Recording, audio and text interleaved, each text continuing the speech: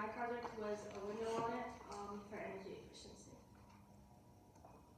So my essential question was, how can the school be made more energy efficient by improving the amount of heat loss by the windows? So this is just an outline of what I'm going to be talking about. First, I'm going to go over the purpose or need, like why I chose the project, then my mentor, the timeline, what I did, kind of step by step. Testing, the criteria for my testing, and then like which rooms I tested. Results, where I have a chart and graphs, and then going further, which is my final suggestion for the windows. So the purpose or need. I wanted to do this project to observe the energy efficiency for Millis High School. I wanted to show that the windows are the biggest factor in energy efficiency. I also wanted to, since I already kind of knew that they were a factor, I wanted to figure out which areas in specific. So what kind of piqued my interest was that, like, when you're walking in the hallways, you can already feel the drafts from the windows, and especially the one outside the library, like when it rains, there's a little paper towels and towels rolled up. So that kind of what made me realize that there was a problem. So I wanted to really test it and see how much that was actually affecting the energy. So my mentor was Robert Weiss. He's the energy manager for Millis. He works in the town hall. I first got in contact with him the summer, going into senior year. He's been really nice throughout the whole thing. I emailed him and he immediately agreed to my mentor. It was really easy to meet with him because he works in the town hall, and he was also really flexible with setting up Zooms. He was really good with answering my questions and answering emails. He always did that in a very timely fashion. And then Mr. Engler, he is the director of operations and facilities at Millis High School. I switched my project idea kind of midway through from focusing on solar energy to the windows. So when I did this, I went to Mr. Engler for a lot of questions because he works more with the windows than Mr. Weiss did. And also because I was doing it specifically about the high school, he could answer those specific questions about those windows in specific. And then Ms. Cheney, when I decided to switch my project, she was the one that kind of helped me generate that idea. And she was also an in-school mentor that I could go to in school if I needed anything quickly. So my timeline. So first, from July and August, this was when I chose my project idea and I started researching. This was also when I first reached out to my mentor, like I said previously. And then September, November, the proposal continued more research reports. And then during term 2, early November to mid-January, was when I kind of decided that I was going to switch my idea. So this was when I started to focus in on what my actual final outcome was going to be, and I switched from solar energy to windows, which I'll talk about on the next slide. So my idea changed. Originally, as I proposed to in November, whenever that was, I was going to assess the solar energy of the elementary school, but then as I kind of went through and started to do more research, I realized that I was going to be relying heavily on my mentor and other adults that knew more about the field. So, and I wasn't exactly sure what my final outcome was going to be, so I decided to switch to focus on still energy efficiency, but more towards the windows of the high school and not the elementary school. This switch made it more interesting for me because it was something that I was more interested in, and I also knew more about it than solar energy. I had help from Ms. Cheney, as I said in the previous slide. She was the one that kind of was like, what do you really want to do? And then I decided that that was windows. So then part 2 of my timeline was mid-January to the end of March.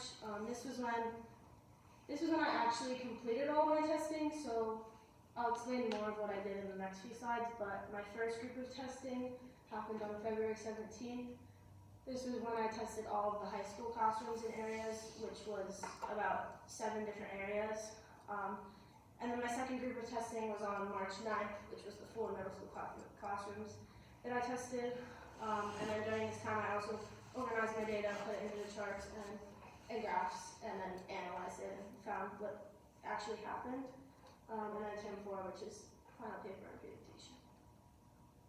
Testing. So my hypothesis for this experiment was that the windows are the largest source of energy loss in Millis High School.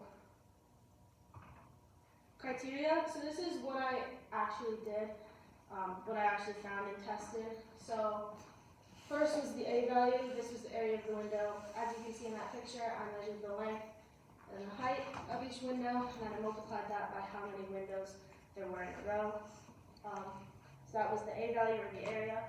And then I multiplied that by the U value. So U value is the energy that slips around the glass. This is just a standard value for like a double pane window, which is what we have in the high school. That value is 2.84. So that was the value that I was using. And there's also a standard value for single pane windows and then dual pane windows. So I multiplied those two values. And then I also multiplied that by the T value, which is the temperature inside minus the temperature outside. So to find the temperature inside, I had thermometers, as you can see in that picture. I had about 10 thermometers. I would put in the beginning of the school day around 8 o'clock, I would go into the classroom and I taped it to the window with like a sign, a do not touch sign.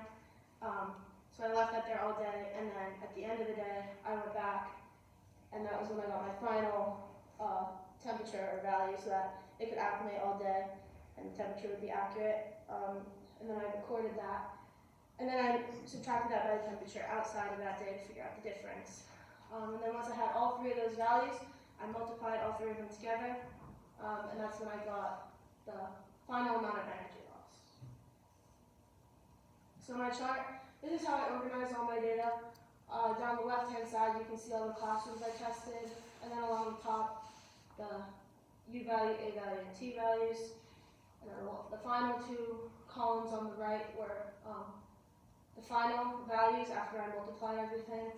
I did one group with the whole set of windows, and then I also, to figure out which area was losing the most window by window, I calculated that, which is on the right, and I have different graphs, which I'll get to later. So this is the list of classrooms that I tested. I tried to make it even, like one facing north, one facing south, east, and west. So in the high school, I did the high school art room, inside the library, the hallway outside the library, room 111, 117, 118, the end of the high school, like the sunroom back, Mr. Grader's room. And then middle school art room, room 228, room 203, and room 208. As you can see in the pictures, the left is the high school, and the right is upstairs in the middle school. So these are some pictures. On the left, you can see the thermometers, why I left them on the windows with the signs. I just kind of taped them up there and left them there all day. And then on the right, I took pictures of each thermometer once I took them down at the end of the day, and then on each picture I wrote which room it was so that I could keep it organized when I was actually going to put it into my charts and my graphs. So my results, as I said earlier, I made two different charts, one for the whole set of windows, which is this. So when looking at the whole set of windows, I found that the most energy was lost by the windows inside of the library.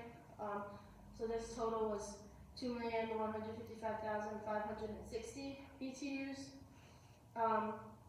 And then the least amount was the end of the hallway with the sunroom, and the total was 263,562 BTUs.